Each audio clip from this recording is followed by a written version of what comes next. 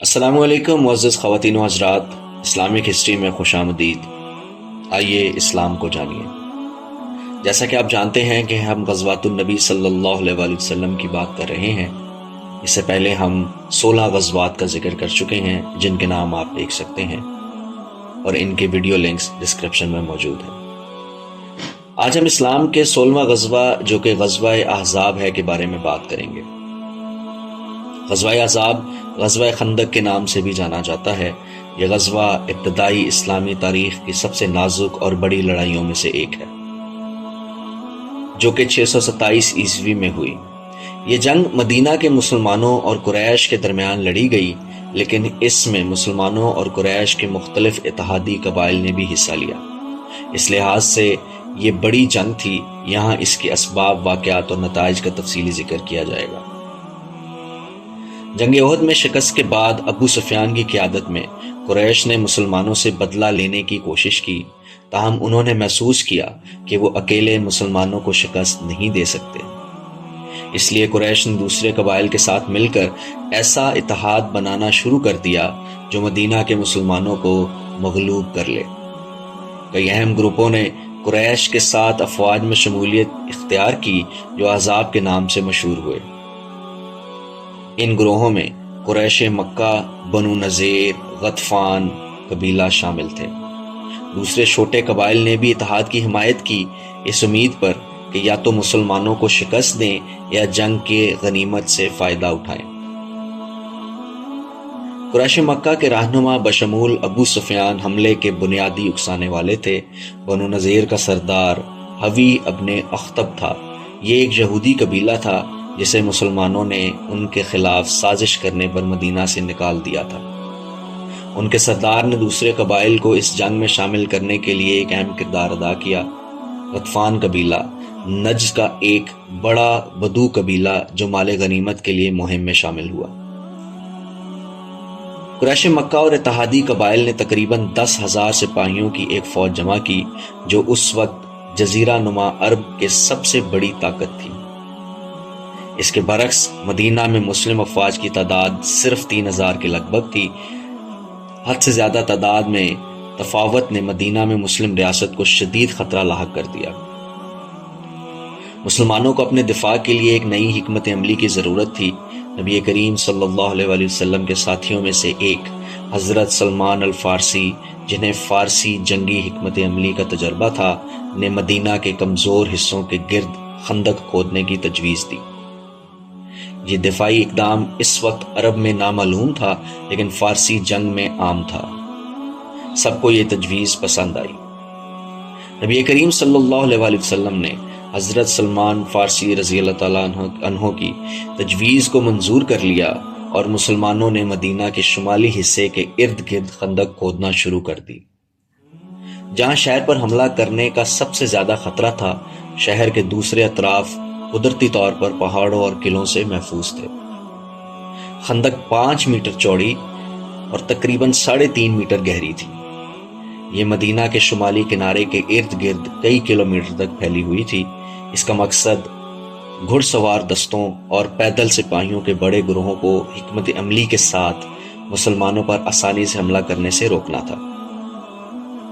خندق کی کھدائی ایک اجتماعی کوشش تھی جس میں حضرت محمد صلی اللہ علیہ وآلہ وسلم خود اپنے ساتھیوں کے ساتھ محنت میں شریک تھے۔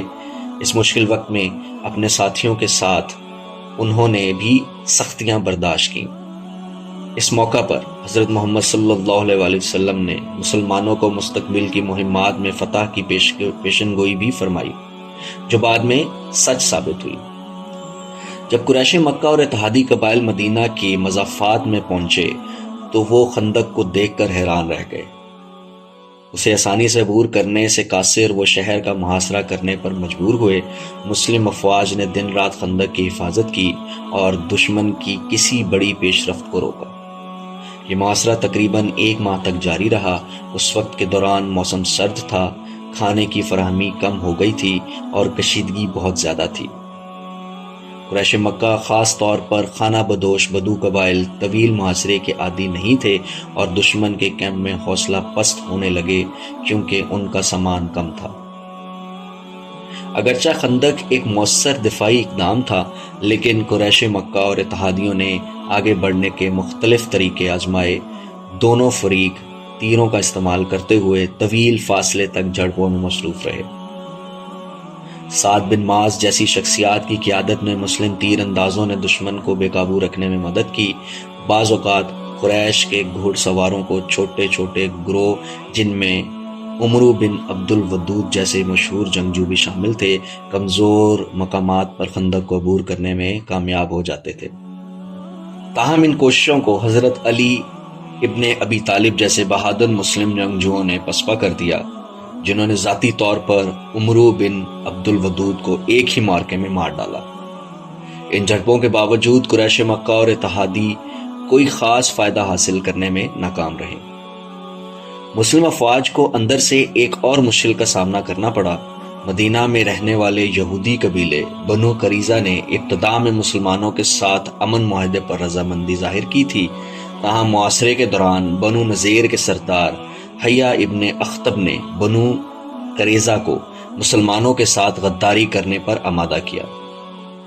بنو قریظہ نے اپنے معاہدہ توڑنے کا فیصلہ کیا اور مسلمانوں پر پیچھے سے حملہ کرنے کی تیاری کی۔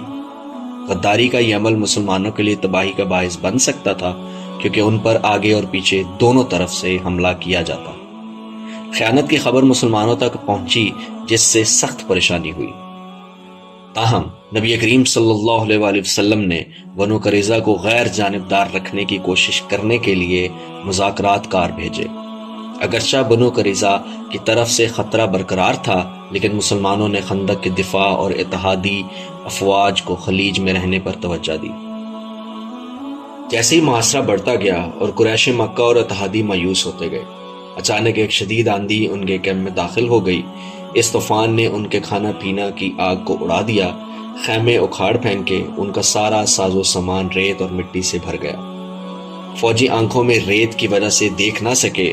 بھوک، سردی اور مسلسل ہوا نے ان کے حوصلے پست کر دیے اور ان کے لیے اپنے محاصروں کو برقرار رکھنا مشکل سے مشکل ہو گیا۔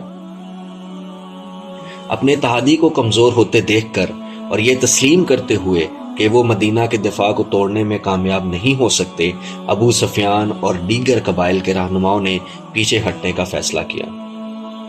خندق کی لڑائی کا اختتام اتحادی افواج کے پیچھے ہٹنے پر ہوا، جو مدینہ پر قبضہ کرنے میں ناکام رہی۔ اتحادیوں کے انخلاء کے ساتھ مدینہ محفوظ تھا اور مسلمانوں کو مکمل جنگ میں ملوث ہونے کے بغیر فتح حاصل ہوئی۔ ایک اہم فتح تھی، کیونکہ قریش مکہ اور اتحادی قبائل کی بے تحاشا تعداد کے باوجود ان کے حوصلے پست ہو گئے۔ یہ قریش کی طرف سے مسلم کمیونٹی کو فیصلہ کن طور پر تباہ کرنے کی آخری بڑی کوشش تھی۔ پورے عرب میں مسلمانوں کا وقار اور اثر و رسوخ بڑھ گیا۔ مسلمانوں نے جلدی سے اپنی توجہ بنو قریظہ کی طرف کر دی، جنہوں نے ان کے ساتھ غداری کی تھی۔ اپنے ہی گڑھ کے محاصرے کے بعد بنو قریظہ نے بالآخر ہتھیار ڈال دیے اور ان کی قسمت کا فیصلہ سعد بن معاذ نے کیا، جس میں یہودی قانون کے مطابق فیصلہ دیا کہ قبیلہ کو ان کی غداری کی سزا دی جائے۔ خندق ایک جدید فوجی حربہ تھا، جس نے مسلمانوں کو دشمنوں کی بڑی تعداد کو روکنے اور انہیں حملہ کرنے سے روکنے میں مدد کی۔ اندرونی خطرات اور بینوری دباؤ کے باوجود امت مسلمہ نبی کریم صلی اللہ علیہ وآلہ وسلم کی قیادت میں متحد رہی، جس نے انہیں محاصرے سے بچنے کی اجازت دی۔ اتحادی افواج اور بنو قریظہ جیسے اندرونی خطرات سے نمٹنے میں نبی کریم صلی اللہ علیہ وآلہ وسلم کی حکمت اور سفارتکاری نے امت مسلمہ کو محفوظ رکھنے میں مدد کی۔ الحمدللہ، یہ تھا غزوہ خندق کا مختصر بیان۔ امید ہے کہ آپ کو اس معرکے کی اہمیت اور اس میں پوشیدہ سبق سمجھ آیا ہوگا۔